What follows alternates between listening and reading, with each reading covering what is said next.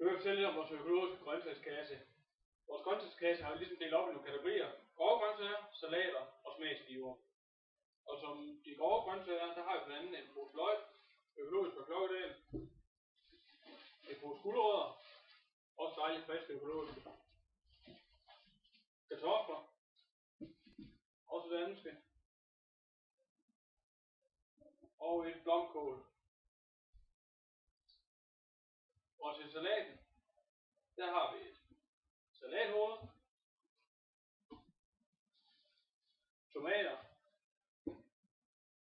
peberfrugt, aubergine og agurk. Og som de to smagsgiver, vi har valgt at putte i den kasse her, der er hvidløg og citron. Men da årstiden skifter, så kan der nemt blive forskellige kasser. Så vi tager altid det, der er bedst på markedet lige nu her, og putter i vores grøntsagskasse.